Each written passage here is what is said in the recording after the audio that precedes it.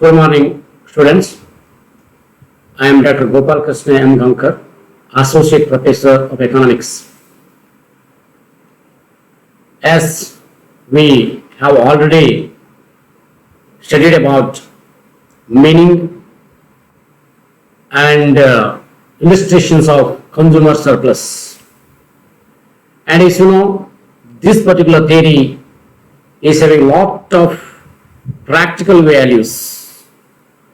Why it is so, I would like to explain in brief in this particular session. So dear students, as we have already studied about the schedule and diagram, now straight away I am come to discuss about the assumptions. ವಿದ್ಯಾರ್ಥಿಗಳೇ, ಬಳಕೆದಾರನ ಮಿಗುತೆಯ ಸಿದ್ಧಾಂತ ಇದರ ಬಗ್ಗೆ ಈಗಾಗಲೇ ನಾವು 2 ಸೆಷನ್ಗಳಲ್ಲಿ ಒಂದಷ್ಟು ತಿಳ್ಕೊಂಡಿದ್ದೇವೆ. ಇವಾಗ ಮುಂದುವರಿದು ನಿಮಗೆ ಗೊತ್ತಿರಲಿ, ಅರ್ಥಶಾಸ್ತ್ರದ ಬಹುತೇಕ ಸಿದ್ಧಾಂತಗಳು ಊಹೆಗಳ ಆಧಾರದ ಮೇಲೆ ನಿಂತಿದೆ. ಇದನ್ನು ನಾನು ಈಗಾಗಲೇ ಹಿಂದಿನ ನನ್ನ ಸೆಷನ್ ಕೂಡ ನಿಮಗೆ ಹೇಳಿದ್ದೇನೆ. ಆದ್ರಿಂದ ಕನ್ಸ್ಯೂಮರ್ ಸರ್ಪ್ಲಸ್ ಸಿದ್ಧಾಂತ ಕೂಡ ಇದರಿಂದ ಹೊರತಾಗಿಲ್ಲ. ಈ ಊಹೆಗಳು ಸತ್ಯವಾದರೆ ಅಥವಾ ಈ ಊಹೆಗಳನ್ನ ನಾವು ವಾಸ್ತವಿಕ ಜಗತ್ತಿನಲ್ಲಿ ಕಂಡರೆ ನಮ್ಮ ಸಿದ್ಧಾಂತ ಸತ್ಯ ಆಗ್ತದೆ. ಸೊ ಯಾವ್ಯಾವ ಊಹೆಗಳನ್ನ ಇದು ಹೊಂದಿದೆ? What are the assumptions in which this particular theory is based?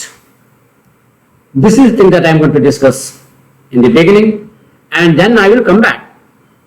Its limitations, and of course in the limitation itself we may discuss a little about the uses also.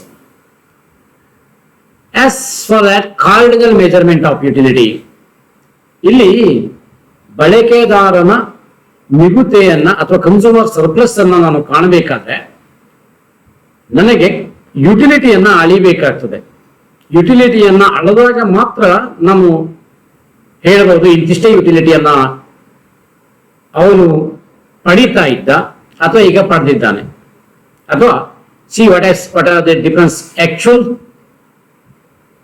Price and the prepare to price the price. ಎರಡು ನಾವು ಪ್ರೈಸ್ಗೆ ಯುಟಿಲಿಟಿಯನ್ನ compare ಮಾಡಿದಾಗ ಏನಾಗ್ತದೆ, if I can't measure the utility, then I can say that this much of surplus that I am going to get out of this particular transactions or this particular purchase, this particular spending. That is all. So here, cardinal andre ಈಗಾಗಲೇ ಗೊತ್ತಿರುವ ಹಾಗೆ 1, 2, 3, 4, 5. This is the things that we have to say. 50 units or 20 units or 35 units. So there is a way in which you can able to express our utility. That is the first assumption. ಅದು ಇರಬೇಕು, ಇದ್ದಾಗ ಮಾತ್ರ ಸಿದ್ಧಾಂತ ನಾವು ಸತ್ಯ ಅಂತ ಹೇಳ್ಕೋಬಹುದು. ಎರಡನೇದು rationality on the part of the consumer. Of course ಅರ್ಥಶಾಸ್ತ್ರದ ಬಹುತೇಕ ಸಿದ್ಧಾಂತಗಳು ಬಳಕೆದಾರನ ರ್ಯಾಷನಾಲಿಟಿ ಮೇಲೆ ನಿಂತಿದೆ ಅಥವಾ ಕನ್ಸ್ಯೂಮರ್ ಒಬ್ಬನ ರ್ಯಾಷನಾಲಿಟಿ ಮೇಲೆ ನಿಂತಿದೆ. ಯಾಕೆ ಅಂತಂದ್ರೆ ಒಬ್ಬ ಕನ್ಸ್ಯೂಮರ್ ವಿವೇಚನಾಶೀಲನಾಗಿರ್ತಾನೆ ಅಂತಕ್ಕಂಥದ್ದು ಇದರ ಮತ್ತೊಂದು ಅತಿ ಪ್ರಾಮುಖ್ಯವಾಗಿರ್ತಕ್ಕಂಥ ಊಹೆ. ಯಾಕೆ ಅಂದ್ರೆ ವಿವೇಚನಾಶೀಲನ ಆಗದೆ ಹೋದಾಗ ನಾವು ಲಾ ಆಫ್ ಡಿಮಿನಿಷಿಂಗ್ ಮಾರ್ಜಿನಲ್ ಯುಟಿಲಿಟಿಯಲ್ಲಿ ನೋಡಿದ್ದೇವೆ, ಹಲವಾರು ಸಂದರ್ಭದಲ್ಲಿ ಅದು ಎಕ್ಸೆಪ್ಷನ್ ಆಗಿ ಹೋಗ್ತದೆ. ಮನುಷ್ಯ ರ್ಯಾಷನಲ್ ಆಗಿ ಇರಬೇಕು, ತಿಳುವಳಿಕೆಯಿಂದ ಇರಬೇಕು, ಯೋಚನೆ ಮಾಡ್ತಕ್ಕೆ ತನ್ನ ಹೆಜ್ಜೆಯನ್ನು ಇಟ್ಕೋಬೇಕು, ಅದರಲ್ಲಿ ಮ್ಯಾಕ್ಸಿಮಮ್ ಗರಿಷ್ಠ ತೃಪ್ತಿಯನ್ನು ಪಡೆಯಲಿಕ್ಕೆ ಪ್ರಯತ್ನ ಪಡಬೇಕು. This is the another very important assumptions. Then constancy in other things, of course ceteris variables, it is always there. ಹಲವಾರು ವಿಷಯಗಳಲ್ಲಿ ಅವನ ಟೇಸ್ಟ್, ಪ್ರಿಫರೆನ್ಸು, ಏನೇನು ನಾವು ಹೇಳ್ತೇವೆ, ಇನ್ಕಮ್, ಇದೆಲ್ಲವೂ ಕೂಡ ಏನಾಗಿರಬೇಕು, there should be satirous variables, constant ಆಗಿರಬೇಕು. That is the third assumptions. And constancy in the marginal utility of money. ಯಾಕೆಂತಂದ್ರೆ ನಾವು ಹಣವನ್ನ ಇಲ್ಲಿ ಮೆಜರಿಂಗ್ ರಾಡ್, ಅಳತೆಗೋಲಾಗಿ ಇಟ್ಟುಕೊಂಡಿರೋದ್ರಿಂದ ನಮಗೆ ಅದರ ಮೂಲಕನೇ ಅಣಿಯಬೇಕಾಗಿರೋದ್ರಿಂದ ಅಳತೆಗೋಲಿನಲ್ಲಿ ಬದಲಾವಣೆ ಆಗಬಾರ್ದು. So that is why there is constancy in the marginal utility of money. Marginal utility of money ಹೆಚ್ಚು ಕಡಿಮೆ ಆದ್ರೆ ಅರ್ಥಗೋಲ ಅಂದ್ರೆ ಮನಿ ಎಲ್ಲೂ ಕೂಡ ಏನಾಗ್ತದೆ, ಅದನ್ನ ಅರ್ಥಗೋಲಾಗಿ ನಾವು ಇಟ್ಕೊಳ್ಳಿಕ್ಕೆ ಆಗೋದಿಲ್ಲ. It is not possible to keep it as measuring rod. So that is why there should be constancy in the marginal utility of money. That is another important assumption. Then independence of goods and services. Independence of goods and services. ಯಾವುದನ್ನ ತಗೊಳ್ತೀವಿ ಸಂಪೂರ್ಣ ಸ್ವತಂತ್ರವಾಗಿರ್ತಕ್ಕಂಥ ವಸ್ತುವಾಗಿರಬೇಕು. It should not interdependent. It should be independent from the other goods. There is another thing. Absence of substitutes. ಇಲ್ಲಿ ಮತ್ತೊಂದು ಅತಿ ಪ್ರಮುಖವಾಗಿರ್ತಕ್ಕಂಥ ವಿಷಯ ಏನಂದ್ರೆ there should be absence of substitutes. ನಾವು consume ಮಾಡ್ತಕ್ಕಂಥ ವಸ್ತುವಿಗೆ ಮತ್ತೊಂದು ಸಬ್ಸ್ಟಿಟ್ಯೂಟ್ ಇರಬಾರ್ದು. Whatever the good that you are going to consume, whatever the good that you are going to plan, it should not have alternative. It should not have substitutes. So there is absence of substitutes. Equality between anticipated satisfaction and realized satisfactions. Equality in the sense, there is no, whenever we are going to finalize, see, you should have some ideas in your mind. And that anticipated satisfactions should be realized satisfactions. That is what, of course, ನಾವು ಏನು ಊಹೆ ಮಾಡ್ಕೊಂಡು ಹೋಗ್ತಾ ಇರ್ತೇವೋ ಅಷ್ಟು satisfaction ನಾನು ಪಡಿತೇನೆ ಅಂತ ಕೂಡ ಇರಬೇಕಾಗ್ತದೆ. Because actual price may be different, but the satisfaction should be equal. That is all. What is anticipated, that the satisfactions, that should be equal to the realized satisfaction also. ಯಾಕಂದ್ರೆ ಅಲ್ಲಿ ಹೋಗಿ ನಂತರ price ಕೊಡ್ಲಿಕ್ಕೆ ಹೋದಾಗ ನನ್ನಲ್ಲಿ ಬದಲಾವಣೆಗಳಾಗ್ತವೆ.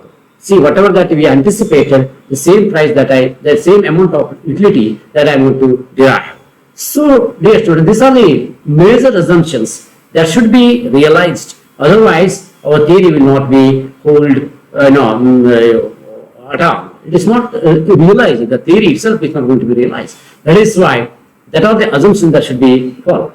And next, of course, definitely every theory has some limitations. When we have assumptions, ಒಂದು ಸಿದ್ಧಾಂತಕ್ಕೆ ಊಹೆಗಳು ಇವೆ ಅಂತಾದ್ರೆ ಅದಕ್ಕೆ ಸಂಬಂಧಪಟ್ಟಂತೆ ಕೆಲ ಅಸಂಪ್ಷನ್ಸ್ಗಳು ಕೂಡ ಲಿಮಿಟೇಷನ್ಸ್ ಕೂಡ ಇರ್ತವೆ, ಕೆಲ ಲಿಮಿಟೇಷನ್ಸ್ ಇತಿಮಿತಿಗಳು ಕೂಡ ಇರ್ತವೆ. ಯಾಕಂತಂದ್ರೆ ಅದೇ ಸಂದರ್ಭದಲ್ಲಿ ಒಂದು ಕನ್ಸ್ಯೂಮರ್ ಸರ್ಪ್ಲಸ್ ಇರ್ಬೋದು ಅಥವಾ ಲಾ ಆಫ್ ಡಿಮಿನಿಷಿಂಗ್ ಮಾರ್ಜಿನಾಲಿಟಿ ಇರ್ಬೋದು ಅಥವಾ ನೀವು ಮುಂದೆ ಓದ್ತಾ ಇರ್ತಕ್ಕಂಥ ಲಾ ಆಫ್ ಡಿಮಾಂಡ್ ಥಿಯರಿ ಇರ್ಬೋದು, ಯಾವುದೂ ಕೂಡ ಸಂಪೂರ್ಣವಾಗಿ ಇತಿಮಿತಿಯಿಂದ ಮುಕ್ತವಾಗಿಲ್ಲ, ವ್ಯವಸ್ಥೆ ಮುಕ್ತವಾಗಿರ್ಲಿಕ್ಕೆ ಸಾಧ್ಯ ಇಲ್ಲ. So from that angle if U C there is a limitations to the theory. What are those limitations that we will say? Measurement of utility. First thing, consumer surplus defined as the difference between total utility and total money spent. This means that the concept assumes cardinal measurement of utility, but numerical measurement of utility is impossible because it is subjective or psychological phenomenon. ಅರ್ಥಶಾಸ್ತ್ರಜ್ಞರು ಇದಕ್ಕೆ ಸಂಬಂಧಪಟ್ಟಂತೆ ಸಾಕಷ್ಟು ಭಿನ್ನಾಭಿಪ್ರಾಯಗಳನ್ನ ಹೊಂದಿದ್ದಾರೆ. ಯಾಕೆಂದ್ರೆ ಯುಟಿಲಿಟಿಯನ್ನ ನಾವು measure ಮಾಡಬಹುದಾ, ಇದನ್ನ ಪ್ರಾರಂಭದಲ್ಲಿ ಹೇಳಿದೆ ಹಣದ ಮೂಲಕ ಅಂತ. ಹಾಗೆ ಇನ್ಫ್ಲೇಷನ್ ಡಿಫ್ಲೇಷನ್ ಬಂದ್ರೆ ಹಣದ ಮೌಲ್ಯ ಹೆಚ್ಚು ಕಡಿಮೆ ಆಗೋದಿಲ್ವಾ? Lot of things. ಅಂಡ್ ನಾವು ಕನ್ಸಂಪ್ಷನ್ ಮಾಡ್ತಾ ಹೋಗ್ತಕ್ಕಂಥ ವಸ್ತುವಿನ ಹಣವನ್ನು ಸ್ವೀಕರಿಸಿದಾಗ ಅದರ ಯುಟಿಲಿಟಿ ಕಡಿಮೆ ಆಗ್ತಾ ಹೋಗುದಿಲ್ವಾ, ಅಂಚಿನ ದೃಷ್ಟಿಕೋನ ಕಡಿಮೆ ಆಗ್ತಾ ಹೋಗುದಿಲ್ವಾ? See, that is the question. Because ಅದಕ್ಕಾಗಿ ಏನ್ ಹೇಳಲಿಕ್ಕೆ ಹೊರಟಿದ್ದಾರೆ ಅಂತಂದ್ರೆ, ಮುಂದಿನ ಬರ್ತಕ್ಕಂಥ ಅರ್ಥಶಾಸ್ತ್ರಜ್ಞರೆಲ್ಲರೂ ಕೂಡ ಏನ್ ಹೇಳಿದ್ದಾರೆ ಅಂದ್ರೆ, we can't measure the utility. Of course, after some times ಒಂದು ಇಂಡೆಕ್ಸ್ ಅನ್ನ ರಚನೆ ಮಾಡ್ತಾರೆ ನ್ಯೂಮನ್ ಮಾರ್ಗನ್ಸನ್. ಆ ಇಂಡೆಕ್ಸ್ ಮೂಲಕ ಮತ್ತೆ ಯುಟಿಲಿಟೀಸ್ ಅನ್ನ ನಾವು ಇಂಡೆಕ್ಸ್ ರೇಖೆ ಮೂಲಕ ಅದನ್ನ ಕಂಡುಹಿಡಿಯಬಹುದು, ಮತ್ತೆ ನಾವು ಕಾರ್ಡಿನಲ್ಲಿ ಹೋಗಬಹುದು ಅಂತಕ್ಕಂಥ ವಾದ ಕೂಡ ಇದೆ. That is different things. But right now probably that is not there. ಆದ್ರಿಂದ ಇಲ್ಲಿ subjective measurement, subjective utility subjective ಆಗಿರೋದ್ರಿಂದ it is a psychological phenomenon. ಅವನು ಯಾರು ಕನ್ಸೂಮ್ಷನ್ ಮಾಡ್ತಾರೋ ಅವ್ರು ಹೇಳಿರ್ತಕ್ಕಂಥದ್ದೇ ಫೈನಲ್ ಆಗ್ತದೆ. That is most important. They can't able to measure it. So it is first of all measurement of utility is difficult. Second one, conspicuous consumption. What is that conspicuous consumption? It is not possible to measure the consumer surplus in the case of goods having prestige value. Such goods are exceptions to the law of demand. So this concept is totally irrelevant. ಅರ್ಥಶಾಸ್ತ್ರಜ್ಞರು ಇದನ್ನ ಸಾರಾ ಸಗಟಾಗಿ ಏನ್ ಮಾಡ್ತಾರೆ, reject ಮಾಡ್ತಾರೆ. ಯಾಕಂದ್ರೆ ಕಾನ್ಸ್ಪಿಕ್ಯೂಸ್ consumption ಸಂಬಂಧಪಟ್ಟಂತೆ consumer surplus ಉದ್ಭವ ಆಗೋದಿಲ್ಲ. ನಾನು ಅದಕ್ಕಾಗಿ ನಿನ್ನೆ ನನ್ನ ಕ್ಲಾಸ್ ಅನ್ನ ಮಾಡ್ತಾ ನಿಮಗೆ ಹೇಳಿದೆ, ಇಂದಿನ ನನ್ನ ಸೆಷನ್ ನಲ್ಲಿ ಹೇಳಿದ್ದೇನೆ. ಇದು ಮ್ಯಾಚ್ ಬಾಕ್ಸ್, ನೆಸೆಸರಿ ಗೂಡ್ಸ್ ಅಂತ ಕರೀತಕ್ಕಂಥ ವಸ್ತುಗಳು ಅಥವಾ ಕಡಿಮೆ ಬೆಲೆಯ ವಸ್ತುಗಳಲ್ಲಿ ಹೆಚ್ಚು ಗೋಚರಕ್ಕೆ ಬರ್ತಕ್ಕಂಥ ನಾವು ಕಾಣಬಹುದು ಕನ್ಸ್ಯೂಮರ್ ಸರ್ಪ್ಲಸ್. ಯಾಕಂದ್ರೆ ನಾವು ಹೆಚ್ಚಿನ ಬೆಲೆಯನ್ನ ನಿರೀಕ್ಷೆ ಮಾಡ್ಕೊಂಡು ಹೋಗ್ತಾ ಇರ್ತೇವೆ, ಅವಾಗ anticipated price is very high and we will receive some consumer surplus. Prestigious goods ಅಲ್ಲಿ ಇದು ಕಾಣ್ತಕ್ಕಂಥದ್ದು ತುಂಬಾ ಕಡಿಮೆ, ಸಾಧ್ಯ ಇಲ್ಲ. ಯಾಕಂದ್ರೆ ನಾವು ಜಾಸ್ತಿ ಬೆಲೆಯನ್ನು ಊಹೆ ಮಾಡ್ಕೊಂಡು ಹೋಗುವಂಥದ್ದು ತುಂಬಾನೇ ಕಡಿಮೆ ಇರ್ತದೆ. ಇದು ಯಾಕಂದ್ರೆ ತುಂಬಾ ಇಟ್ ಈಸ್ ಹೈಲಿ ಬೇಸಿಕಲಿ ತುಂಬಾ ಕಾಸ್ಟ್ಲಿ ಗೂಡ್ಸ್ ಇರೋದ್ರಿಂದ that will not be happen. That is all. So that is the second very important limitations or criticisms again in this particular law. The case of necessities, this is the thing that I just discussed with you. In case of necessities, consumers cannot be calculated in the case of necessities, of course. ತುಂಬಾ ಕಡಿಮೆ ಬೆಲೆ ಇರ್ತಕ್ಕಂಥದಕ್ಕಾಗ್ಬೋದು, ಆ necessities ಇರ್ತಕ್ಕಂಥ ಗೂಡ್ಸ್ಗಳಿಗೆ again ನಾವು ಅದನ್ನ ಯೋಚನೆ ಮಾಡ್ಕೊಳ್ಳೋದು ಸ್ವಲ್ಪ. The use value of necessities is very high, whereas this exchange value is very less. In other words, consumer is ready to pay more for necessaries if they are available at a cheaper price. It does not mean that consumers are really benefited. ಇಂಚೂರು contradictory ಇದ್ರೂ ಕೂಡ ಈ ತರದ ಪರಿಸ್ಥಿತಿಗಳು ಕೂಡ ನಾವು ಎದುರಿಸಲಿಕ್ಕೆ ಸಾಧ್ಯತೆ ಇರ್ತದೆ. Next one, existence of substitutes.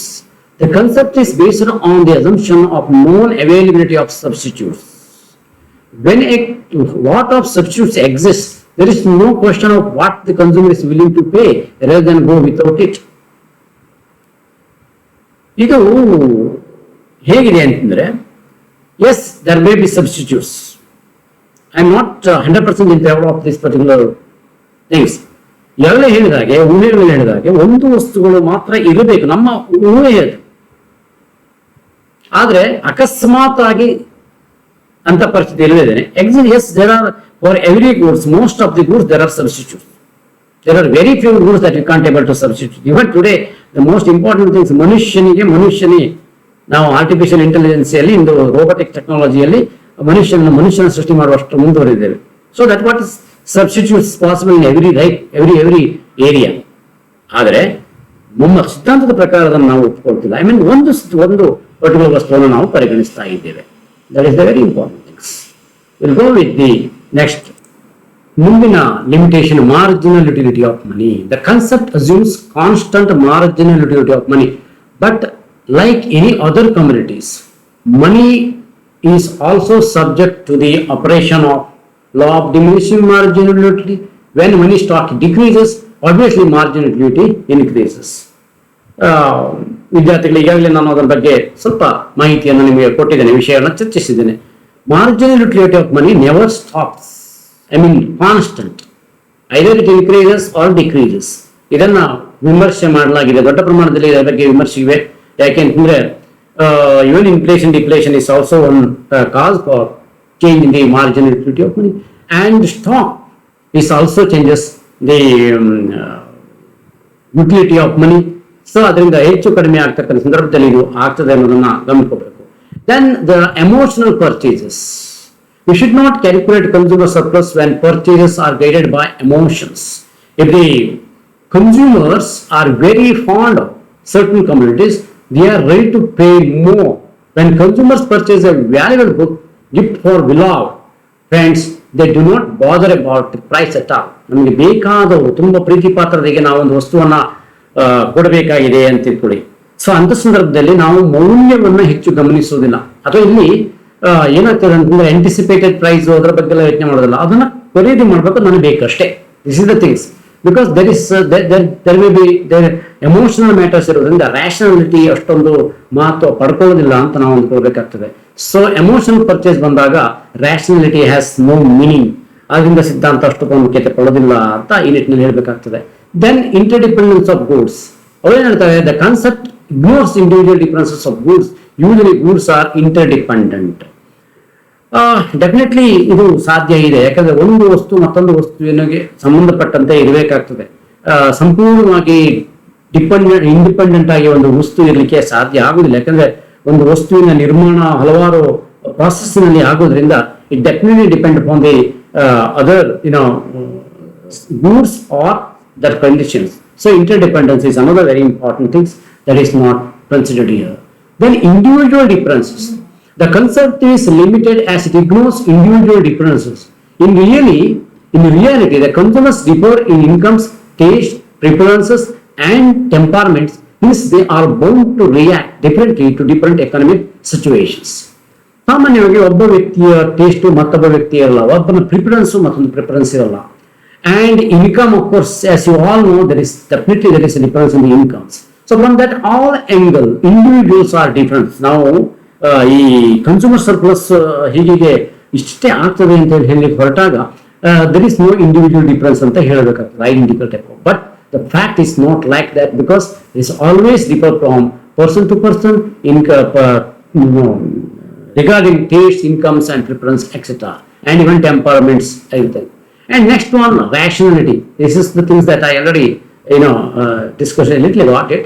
The consumer is rational. He always maintains balance between utility and price. So according to Professor Elias, would be difference between price willing to pay and actual price cannot exist. Consumer surplus an irrational concept ಅಂತ ಈ ಅರ್ಥಶಾಸ್ತ್ರಜ್ಞರು ಹೇಳ್ತಾರೆ. ಸಾಧ್ಯನೇ ಇಲ್ಲ, ಯಾಕಂದ್ರೆ there is no price for willing to price and actual price ಅಂತ concept ಇಲ್ಲ ಅಂತ. Yes, some extent it is okay. ಮನುಷ್ಯ ಎಷ್ಟೇ ಈಗ ರ್ಯಾಷನಾಲಿಟಿ ಕಾನ್ಸೆಪ್ಟ್ ಅನ್ನು ಉಪಯೋಗಿಸಿದಾಗ ವಿವೇಚನಶೀಲನಾಗಿಯೇ ಹೋಗ್ತಾನೆ. ಯಾವ್ದಾರ ಒಂದು ವಸ್ತುವಿನ ಬೆಲೆ, ಅವನ ಅನುಭವಗಳು, ಅವನು ಹಿಂದೆ ಕಂಡಿರ್ತಕ್ಕಂಥ ವಿಚಾರಗಳು, ಎಲ್ಲೋ ಒಂದು ಇನ್ಸಿಡೆಂಟ್ಲಿ ಕನ್ಸ್ಯೂಮರ್ ಸರ್ಪ್ಲಸ್ ಆಗ್ಬೋದು. ಬಿಟ್ರೆ ದಿನನಿತ್ಯ ಆಗುವಂಥದ್ದು ಅಥವಾ ದಿನನಿತ್ಯ ನಮ್ಮ ಜೀವನದಲ್ಲಿ ಆಗುವಂಥ ಸಾಧ್ಯತೆಗಳು ಕಡಿಮೆ ಅನ್ನೋದನ್ನ ಇವನು ಹೇಳೋದ್ರಿಂದ so there is no need of consumer surplus ಸಿದ್ಧಾಂತ ಅಂತ ಹೇಳ್ತಕ್ಕಂಥದ್ದು. But it is not like that. I have to take a minute to explain the importance of this consumer surplus law. ಯಾಕೆ ಇದನ್ನ ಹೇಳ್ತೇನೆ ಅಂತಂದ್ರೆ, ಕನ್ಸ್ಯೂಮರ್ ಸರ್ಪ್ಲಸ್ ಲಾ ಎಷ್ಟೇ ವಿಮರ್ಶೆಗಳನ್ನು ಇದ್ರೂ ಕೂಡ yes it's have its own limitations. ಅದ್ರ ಬಗ್ಗೆ ಮಾತಾಡ್ಲಿಕ್ಕೆ ಇಲ್ಲ. ಯಾಕಂತಂದ್ರೆ ಪ್ರತಿಯೊಂದು ಸಿದ್ಧಾಂತವು ಅದರದೇ ಆಗಿರ್ತಕ್ಕಂಥ ಕೆಲ ಲಿಮಿಟೇಷನ್ಗಳನ್ನ ಹೊಂದುತ್ತದೆ, ಅನಿವಾರ್ಯತೆ ಕೂಡ. ಯಾಕಂದ್ರೆ ಜಗತ್ತು ವ್ಯವಸ್ಥೆ ಎಲ್ಲ ಒಂದೇ ಯೂನಿಫಾರ್ಮ್ ಇರಬೇಕಂದ್ರೆ ಆಗೋದಿಲ್ಲ, ಯೂನಿಫಾರ್ಮ್ ಇರೋದಿಲ್ಲ. ಅಂತ ಸಂದರ್ಭದಲ್ಲಿ that differences and limitations are common. But what are the utilities of this particular usefulness of this particular law? ಯಾಕೆ ಇದನ್ನು ಹೇಳ್ತಾ ಇದ್ದೇನೆ ಅಂತಂದ್ರೆ, ಈ ಸಿದ್ಧಾಂತವನ್ನು ನಾನು ಪ್ರಾರಂಭದಲ್ಲೇ ನಿಮಗೆ ಮೀನಿಂಗ್ ಅನ್ನು ಹೇಳಬೇಕಾದ್ರೆ ಹೇಳಿದ್ದೆ. ಈ ಸಿದ್ಧಾಂತ ಏನ್ ಮಾಡ್ತಾ ಇದೆ, ಇನ್ನೂ ಕೂಡ ಮಹತ್ವವನ್ನು ಪಡೆದಿದೆ. ಎಲ್ಲಿ? ನಮ್ಮ ಟ್ಯಾಕ್ಸೇಷನ್ ಸಿಸ್ಟಮ್ ನಲ್ಲಿ. ನಾವು ಇಂದು ಇಂಡಿಯಾದಲ್ಲಿ ಪ್ರೋಗ್ರೆಸಿವ್ ಟ್ಯಾಕ್ಸೇಷನ್ ಸಿಸ್ಟಮ್ ಅನ್ನ ಕಾಣ್ತೇವೆ. There are different types of taxation systems, regressive, proportional, ಹೀಗೆ ಹೇಳ್ತಾ ಹೋಗ್ಬೇಕಾಗ್ತದೆ. ಸೊ ಆ ಟ್ಯಾಕ್ಸ್ ಸಿಸ್ಟಮ್ ನಲ್ಲಿ ಪ್ರೋಗ್ರೆಸಿವ್ ಸಿಸ್ಟಮ್ ಯಾಕೆ ಇಂಪೋಸ್ ಮಾಡ್ತಾ ಇದ್ದೆ ಇಂಡಿಯಾದಲ್ಲಿ ಅಂತಂದ್ರೆ, so rich peoples will have more consumer surplus and poor people have less consumer surplus. ಇದರ ಹಿನ್ನೆಲೆಯಲ್ಲಿ ಮೋರ್ ಕನ್ಸ್ಯೂಮರ್ ಸರ್ಪ್ಲಸ್ ಇರ್ತಕ್ಕಂಥ ಒಂದು ಪೋರ್ಷನ್ ಅನ್ನು ಸರ್ಕಾರ ತಗೊಳ್ತದೆ. ನಾನು ಪ್ರಾರಂಭದಲ್ಲಿ ಕೌಟಿಲ್ಯನ ಯೋಚನೆಯನ್ನು ಕೂಡ ನಿಮಗೆ ಹೇಳಿದೆ. ಹೇಗೆ ಯಾವುದೇ ರೀತಿಯ ಸಮಸ್ಯೆಗಳು ಬರದ ಹಾಗೆ ನಾವು ದೇಶದ ಆರ್ಥಿಕ ವ್ಯವಸ್ಥೆಯನ್ನ ಅಥವಾ ಆರ್ಥಿಕ ಸ್ಥಿತಿಯನ್ನ ಅದಕ್ಕೂ ಮುಂದೆ ಹೋಗಿ ಟ್ಯಾಕ್ಸ್ ಅನ್ನ ಸೇಕರಿಸಬೇಕು ಅಂತಂದ್ರೆ ಬಹುಶಃ this consumer surplus law is helpful. So ಶ್ರೀಮಂತರ ಮೇಲೆ ಒಂದಷ್ಟು ಜಾಸ್ತಿ ತೆರಿಗೆಯನ್ನ, ಬಡವರ ಮೇಲೆ ಒಂದಷ್ಟು ಕಡಿಮೆ ತೆರಿಗೆಯನ್ನು ವಿಧಿಸಿದಾಗ ಆಟೋಮೆಟಿಕಲಿ ಅದು ಪಿಂಚ್ ಆಗ್ತಕ್ಕಂಥದ್ದು. ತೆರಿಗೆ ಪಡ್ಕೊಂಡಾಗಲೂ ಕೂಡ ಒಂದಷ್ಟು ಪಿಂಚ್ ಆಗ್ತದೆ, ಜನರಿಗೆ ಬೇಜಾರಾಗ್ತದೆ, ಬೇಜಾರಾಗೋದು ಕಡಿಮೆ ಆಗ್ತದೆ. ಸೊ ಕನ್ಸ್ಯೂಮರ್ ಸರ್ಪ್ಲಸ್ ನ ಒಂದಷ್ಟು ಭಾಗವನ್ನು ಸರ್ಕಾರ ತಗೊಳ್ತಕ್ಕಂಥ ಕೆಲಸವನ್ನ ಮಾಡ್ತದೆ. ಅದರ ತೆರಿಗೆ ಸಿಸ್ಟಮ್ ನಲ್ಲಿ consumer surplus is most important. ಅದನ್ನು ಇವತ್ತಿಗೂ ಕೂಡ ಪ್ರತಿಯೊಂದು ಸರ್ಕಾರವು ಕೂಡ ಈ ಒಂದು ಕನ್ಸ್ಯೂಮರ್ ಸರ್ಪ್ಲಸ್ ಸಿದ್ಧಾಂತವನ್ನು ಫಾಲೋ ಮಾಡಿಯೇ ತೆರಿಗೆಯನ್ನು ಹೇರುವುದನ್ನು ನಾವು ಕಾಣಬಹುದು. ಅದರಿಂದ ವಿದ್ಯಾರ್ಥಿಗಳೇ, ಈ ಸಿದ್ಧಾಂತ ಏನಿದೆ ಇದು ಕೇವಲ ಒಂದು ಓದುವಿಕೆಗೆ, ಅಂದ್ರೆ ನಾನು ಓದಬೇಕು ಏನೋ ಇಂಟೆಲೆಕ್ಚುಯಲ್ ಪ್ರಾಕ್ಟೀಸ್ ಅಂತಕ್ಕಂಥ ರೀತಿಯಲ್ಲಿ ಅಲ್ಲ. ಇದು ಪ್ರಾಕ್ಟಿಕಲ್ ವ್ಯಾಲ್ಯೂ ಅನ್ನ ತುಂಬಾ ಹೊಂದಿದೆ. ಈ ಪ್ರಾಕ್ಟಿಕಲ್ ವ್ಯಾಲ್ಯೂ ಅನ್ನ ಎಷ್ಟು ಮಟ್ಟಿಗೆ ನೀವು ನಿಮ್ಮ ಜೀವನದಲ್ಲಿ ಅಳವಡಿಸಿಕೊಂಡದನ್ನ, ಅಂದ್ರೆ if you are more rational probably you may reduce this consumer surplus.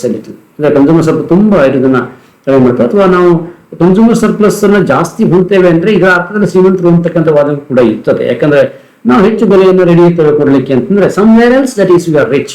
ಅಂದ್ರೆ ಹಣದ ಬಗ್ಗೆ ನಮ್ಮ ವ್ಯಾಮೋಹ ಒಂದಷ್ಟು ಕಡಿಮೆ ಇರ್ತದೆ ಅಂತಕೊಂಡು ನಾವು ಯೋಚನೆ ಮಾಡ್ಬೋದು ನಾವು ಆ ಡೈಮೆನ್ಷನ್ ಅಲ್ಲೂ ಕೂಡ. But overall speaking, this law is very important and you may study it with extra interest. ರೆಫರೆನ್ಸ್ಗಾಗಿ ನೀವು ಈಗಾಗಲೇ ನಾನು ಹೇಳಿದ ಹಾಗೆ ಈ ಪುಸ್ತಕಗಳನ್ನ ರೆಫರ್ ಮಾಡ್ಕೋಬಹುದು.